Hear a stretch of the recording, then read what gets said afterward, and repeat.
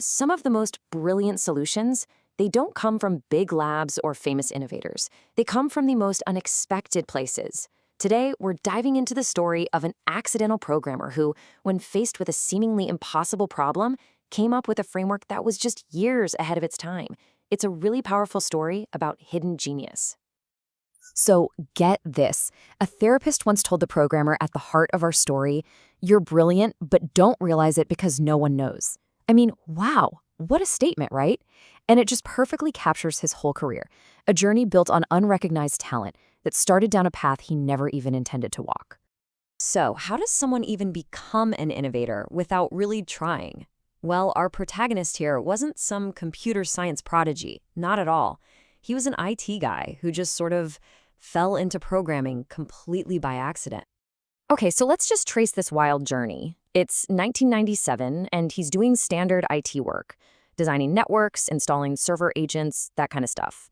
But then he takes on this small contract to modify some software, and that changes everything. The company asks him to interview candidates for a full-time programming job. But after seeing what he called a parade of idiots, he just levels with them. He says, "Honestly, I'm the only one I know of who can do this." And just like that, boom, he became the programmer for the whole company. And you gotta love what he was working with. His toolkit was, well, let's just say it was basic. He had no formal training other than a single Pascal class back in college. He didn't have any of the fancy software that developers use to write code. Nope, it was just him, a big reference book, a couple of monitors, and good old Notepad. All from inside a dark little cubicle. It's just a perfect picture of raw, self-taught talent.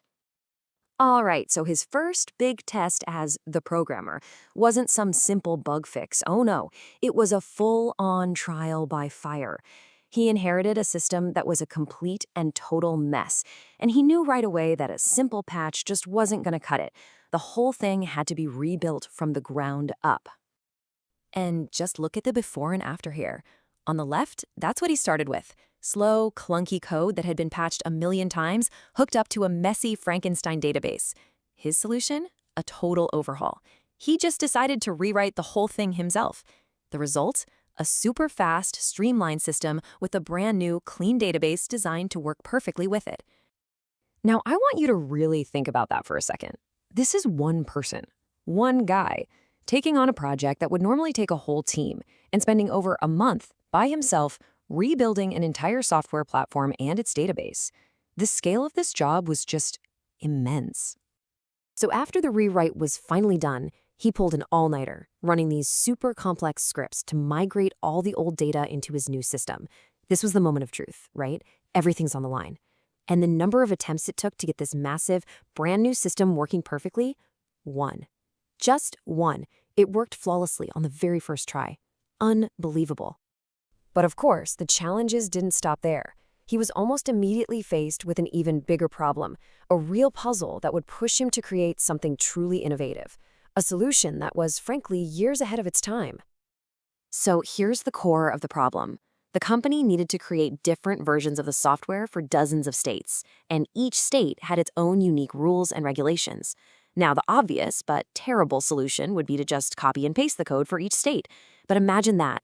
Every time you need to make an update, you'd have to do it dozens of times. It would be a total maintenance nightmare. So how do you solve that? Well, after what he colorfully described as a liquid lunch, he had his aha moment. The solution he came up with wasn't something from a textbook. It was simple, it was elegant, and it was born out of pure necessity. Okay, this is the genius of it right here. First, he created one master, fully functional version of the software. Then, for each state, he cloned the folder structure, but he left all the files empty. Inside each of those empty files, he placed just a single line of code, an include that pointed back to the master file. So every state was just running the master code. But, and this is the crucial part, if a state needed a specific change, he would just replace its little include file with the actual code and modify only that one little piece. So what does all this really mean? It means he essentially invented his own framework where one central codebase could power dozens of unique versions of the software. Updates were suddenly easy. You just change the master file and everyone gets the update. And customizations were isolated, so they didn't break anything for anyone else. It was just an incredibly efficient and elegant way to solve a super complex problem, years before ideas like this became mainstream. Now, this invention, this should have been his legacy. It's the kind of thing that could have been written about, studied, adopted by other people. But a series of unfortunate events meant this brilliant idea was almost completely lost to history.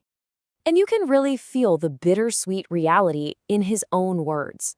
He knew he'd created something special, calling it a missed opportunity for historical legacy.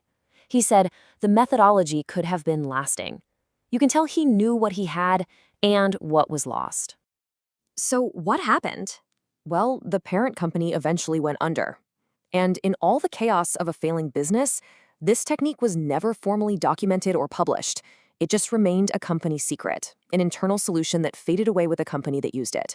It all connects right back to that theme of brilliant work that, well, no one knows about. And this whole story leaves us with a really fascinating question to think about. This programmer's innovation was born out of necessity and was nearly forgotten. It really makes you wonder, what brilliant, simple solutions are sitting on our own hard drives, hidden away in old projects, just waiting to be rediscovered?